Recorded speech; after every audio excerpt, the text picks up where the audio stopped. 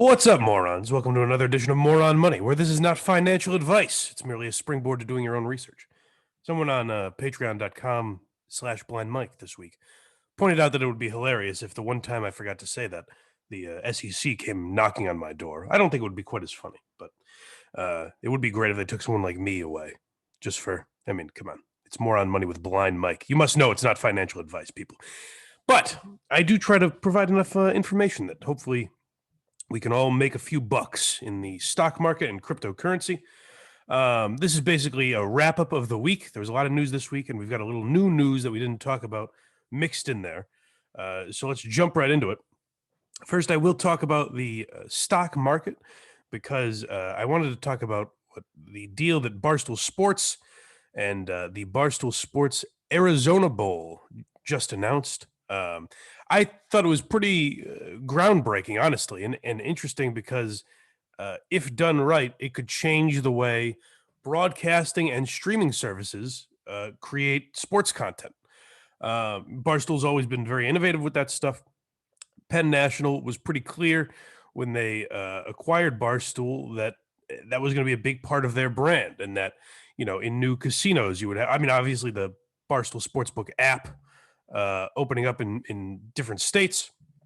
But not only that, you have, there was talk of pizza places and live events and all this kind of stuff at their casinos. Well, the Barstool Sports Bowl, the Barstool Sports Arizona Bowl, I'm sorry. Not the easiest to say, but it is interesting in the sense that Barstool has full control over the broadcast, the streaming, everything, the week around the event. All of that I find very interesting. Something as simple as I thought it was a great idea that Kirk Minahan mentioned the other day with the mini golf tournament out there. Stuff like that will create a lot of content from there. But also the thing I'm more interested in from a Penn National perspective is the broadcast. If it's done right, if they handle it like rough and rowdy or whatever, people will take notice that this is being done for a college football game. And if it makes a lot of money, you're going to see other outlets try to copy that. I don't know that ESPN or CBS are these places that are very stiff and run by, traditional executives. I don't know if they'll have not just the balls to try what Barstool is capable of, I guess, that they won't do, but the intelligence.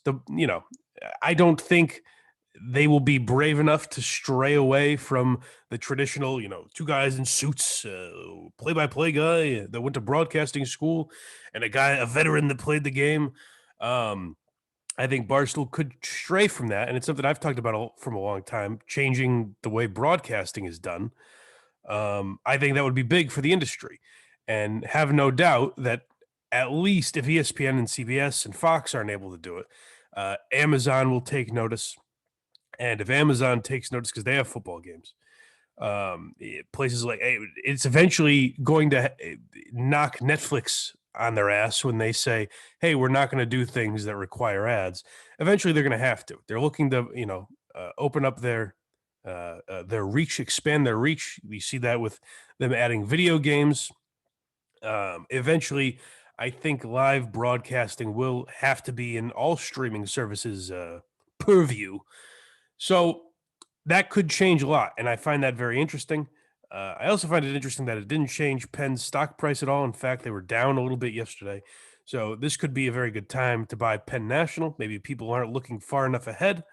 And like I always say with the gambling industry, it's only getting bigger. It's only open in a limited amount of states. Penn National says they expect to be in all 50 states by the time that gambling is federally legalized.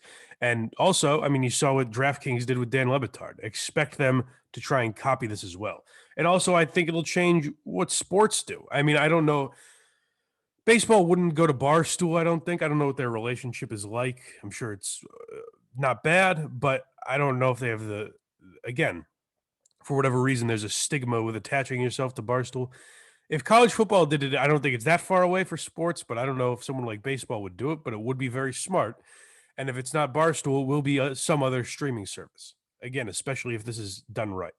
So keep your eye on that. I think that is a game changer that didn't get talked about enough. I mean, of course, you see the assholes on Twitter that will go at you. Oh, is it going to be tits and ass? But if it's, again, I think it'll be done well, and if it is, that'll change things. You see how that Rough and Rowdy broadcast is done, and people seem to really enjoy it. So keep an eye on that. Keep an eye on the gambling service as well. Also this week on patreon.com/blindmike, we talked about CRISPR Therapeutics, and I wanted to see if you guys could beat my stock. CRISPR technology is gene editing technology that essentially, I mean, a lot of people think it will definitely change the world. And it's exactly what it sounds like. Essentially, you can replicate genes so that, say, for my poor eyes, they would be able to replicate the genes that I need, insert them, jam them in my eyeballs, and I'd be good to go. That's the idea, anyways. So, CRISPR Therapeutics is a company that I have invested in, but I'm curious if they're the best. Maybe you know of another biotech company that does CRISPR technologies. CRSP is the ticker code for CRISPR Therapeutics. I apologize. And I feel I had got in at $100, and then I sold at about 140, and then bought back in around 120, and that's where they hang around right now. So I think it's a pretty good price. Their 52-week high is over $220. So if they can get back there alone, that's about a 45% increase, whatever that is, whatever the math works out to. But you know, look at maybe they won't get back. Look at their financials, look at what they've got going on, and tell me if you think CRSP is a good buy, and if you think there's something in the CRISPR technologies or the biotech in general field that you think beats CRISPR Therapeutics. So let me know that in the comments. By the way, all comments help the algorithm. If you'd be so kind, let's get those comment numbers up. Start liking the videos. Subscribe to this channel if you like More on Money and the Blind Mike Project that come out free on this channel every week. That would be a big help. I want to grow this puppy. So if you like it, then play along. Big week for Bitcoin. Obviously, the price up. Obviously, the price up after the big Amazon news. And it seems like all the FUD has magically disappeared. We talked about this last week, where it goes in cycles. When there's 1 ounce of bad news, an avalanche of bad news seems to follow. And then we climb up back hill very briskly. Once there's a little sliver of good news, all of a sudden it's nothing but good news. It's weird how that works. Almost like the market is being, I don't know, manipulated. But the news we got this week, PayPal expanding their reach in crypto to the UK. Venmo and PayPal users in the United Kingdom will now be able to buy crypto, as well as them working on their super crypto app, or however they phrased it. Evidently, they're working on a Bitcoin and cryptocurrency wallet with PayPal. PayPal is heavily invested in Bitcoin and cryptocurrencies. That seems to be their big, their next frontier, I guess you could say. And they are diving headfirst in, it seems.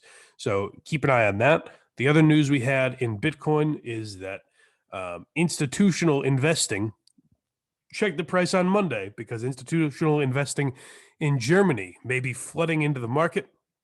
A new law is passing that is allowing institutions that include pension funds and insurers and the like to invest in Bitcoin.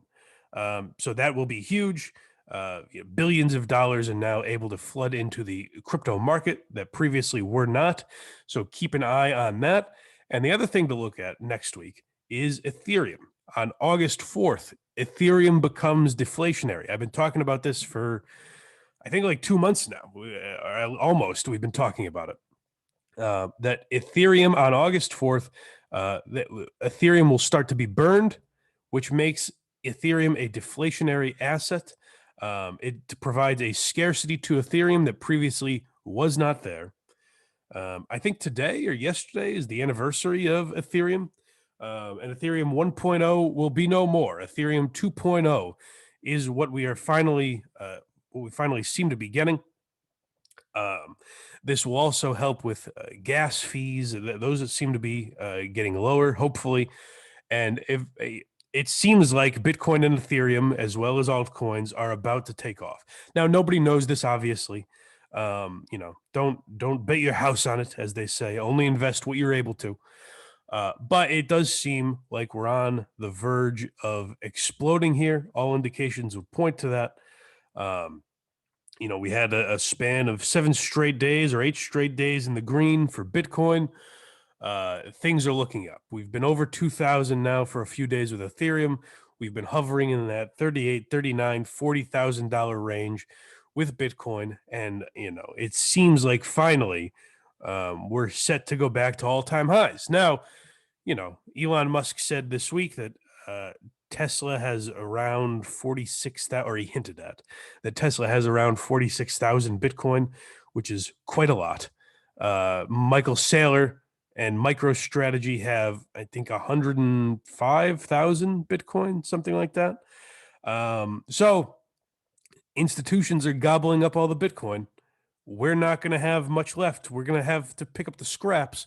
So if you want the potential for life-changing, I suppose, wealth, start looking into Bitcoin, start looking into Ethereum, see if it's something that you are interested in. I can't keep waving my hands forever. I think you guys get it at this point. And look at the news that we're getting every single day. State Street, one of the biggest asset managers in the country, is getting involved. Has already been involved with Bitcoin, but is opening it up to more of their clients.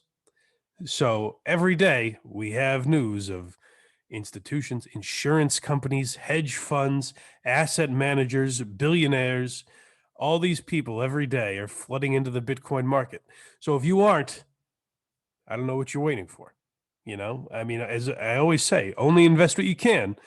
But if that's $5, $20, $50, $100, whatever you can afford to, instead of gambling on the next, I'm going to sound like a real old man. Instead of gambling on your next UFC pay-per-view or your next ball game, think about investing. I find it's absolutely still a gamble, but I find it to be a safer gamble. So if you have, by the way, a lot of crazy price predictions for Cardano as well. People saying $10, $20. The more reasonable predictions I've seen are around $3, which is still doubling your profits. But look into Cardano as well as far as altcoins go. So I think that's about it for this week. Let me know if you think there's anything I've missed in the comments. Let me know if you agree or disagree with me on what I've talked about. Let me know about CRISPR technologies and CRISPR therapeutics, what you think of that. Let me know if you're interested in Bitcoin, Ethereum, Cardano, or whatever Litecoins. Leave all of those in the comments if you'd be so kind. If you want to check out, by the way, all of that is a free way to help the channel. Subscribing, liking, commenting, that's a free way to do it. If you want to help, with a few bucks, check out patreon.com/blindmike.